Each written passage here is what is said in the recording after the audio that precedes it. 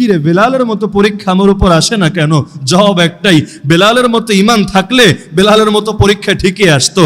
বেলালের মতো ঈমান নাই, ঈমান তো আছে আব্দুল্লাহ বিন উবাই ইবনে সালুলের মতো, সকলের না অনেকের। তো এখন ঈমান যদি থাকে ওদের মতো, তাহলে পরীক্ষা কিভাবে আসবে বেলালদের মতো? এই যুগেও যদি আপনি প্রকৃত মুমিন হন, গোটা দুনিয়াটা আপনার জন্য জেলখানা হবেই হবে। না হলে নবী কেন বললেন দুনিয়া মুমিনের জেলখানা? ছোট ছোট জেলখানাটাই খেলে জেলখানা না, গোটা দুনিয়া যা করেন, চাকরি করবেন, ব্যবসা করবেন, খেত খামার করবেন, ড্রাইভিং করবেন, কিছু করবেন না, ঘরে চুপ করে বসে থাকবেন, কিন্তু ঈমান নিয়ে বাঁচতে চাইবেন, পারবেন না এত সহজে।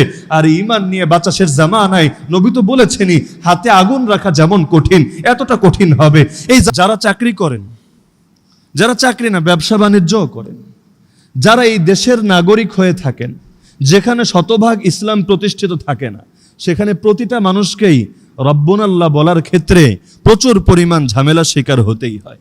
আপনি একটা ঝামেলায় ফেসে গেছেন, আপনার বিচার দরকার।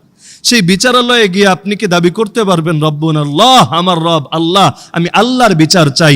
আল্লাহ যদি আমার বিচার করেন যে আমি এই অপরাধে ফেসে যাব, আমার উপর মৃত্যুদণ্ডে আসবে, তবুও আমি সন্তুষ্ট, কারণ বিচারটা আমার আল্লাহর। আমি আল্লাহর বিচার চাই, আমি কাফের মুশরিকের বিচার চাই না, আমি তোমাদের মন গড়া বানানো, তোমাদের নফস থেকে উদ্ভূত বিচার চাই না, আমারে আমার রবের বিচার করো। তখন এই কথা যদি আপনি বলেন, আপনাকে বলবে না যে তুমি আদালতের সঙ্গে বেয়াদবি করেছো, তুমি রাষ্ট্রের আইন কানুন বিধান সংবিধানকে লঙ্ঘন করেছো।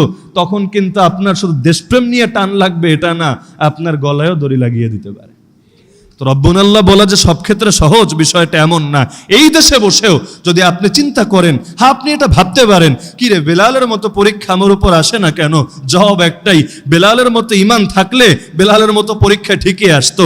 বেলালের মতো ঈমান নাই, ঈমান তো আছে আব্দুল্লাহ বিন উবাই ইবনে সালুলের মতো, সকলের না অনেকের। তো এখন ঈমান যদি থাকে ওদের মতো, তাহলে পরীক্ষা কিভাবে আসবে বেলালদের মতো? এই যুগেও যদি আপনি প্রকৃত মুমিন হন, গোটা দুনিয়াটা আপনার জন্য জেলখানা হবেই হবে। না হলে নবী কেন বললেন দুনিয়া মুমিনের জেলখানা? ছোট ছোট জেলখানাটাই খেলে জেলখানা না, গোটা দুনিয়া যা করেন, চাকরি করবেন, ব্যবসা করবেন, খেত খামার করবেন, ড্রাইভিং করবেন, কিছু করবেন না, ঘরে চুপ করে বসে থাকবেন, কিন্তু ঈমান নিয়ে বাঁচতে চাইবেন, পারবেন না এত সহজে। আর ঈমান নিয়ে বাঁচা শেষ জামানায় নবী তো বলেছেনই, হাতে আগুন রাখা যেমন কঠিন, এতটা কঠিন হবে। এই জামানায় ধরেন আপনি স্কুলে পড়েন না, কলেজে পড়েন না, মাদ্রাসায় পড়েন, কিন্তু আপনি যখন হাটে যাবেন, আপনি যখন বাজারে যাবেন, আপনি যখন রাস্তা দিয়ে হাঁটবেন, আপনি তো চোখ বন্ধ করে হাঁটতে পারবেন না, চোখ খুলেই তো হাঁটতে হবে, কারণ পথ না দেখলে পথে চলবেন কিভাবে? সেই পথ দেখতে গিয়ে যদি চান যে না নিজের ঈমানকে বাঁচাবো, বড় সহজ না বড় কঠিন? চোখ চলে যাবে এদিক সেদিক। আরে কত পরিস্থিতিতে এমন চোখ চলে যাচ্ছে, আপনি সামলাচ্ছেন, কেন সামলালেন?